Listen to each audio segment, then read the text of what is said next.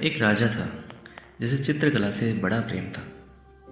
एक बार उसने घोषणा की कि जो कोई भी चित्रकार उसे एक ऐसा चित्र बनाकर देगा जो शांति को दर्शाता हो तो वो उसको मुंह मांगा पुरस्कार देगा।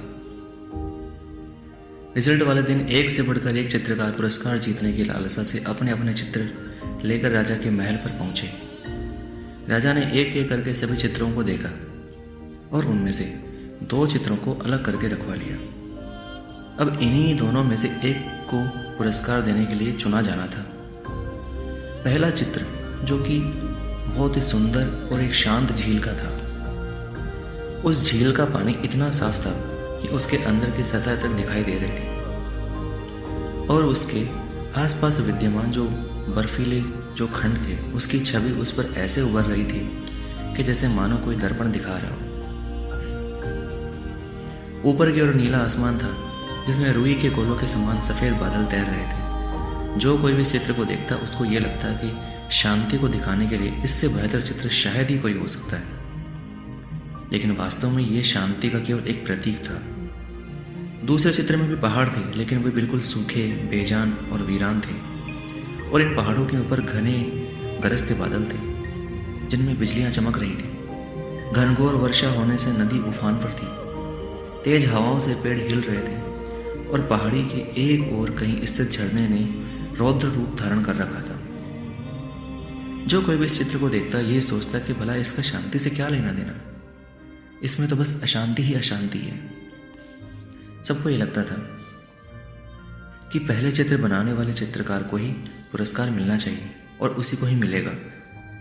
लेकिन तभी राजा अपने सिंहासन से उठे और घोषणा की कि दूसरा चित्र बनाने वाले चित्रकार को मुंह मांगा पुरस्कार दिया जाएगा। हर कोई आश्चर्य में था। पहले चित्रकार से रहा नहीं गया। उसने बोला, लेकिन महाराज, उस चित्र में ऐसा क्या है जो आपने उसे पुरस्कार देने का फैसला कर लिया, जबकि हर कोई तो यही कह रहा है कि मेरा चित्र ही शांति को दर्शाने के लिए सबसे बेस्ट है। तो राजा ने कहा, आओ मेरे साथ। राजा ने पहले चित्रकार को अपने साथ चलने के लिए कहा। दूसरे चित्र के पास पहुंचकर राजा बोले, झरने के बाईं ओर हवा से एक ओर झुके इस पेड़ को देखो, उसकी डाली पर बने उस घोंसले को देखो। देखो कैसे एक चिड़िया इतनी कोमलता से, इतने शांत भाव से प्रेम पूर्वक अपने बच्चों को भोजन करा रही है।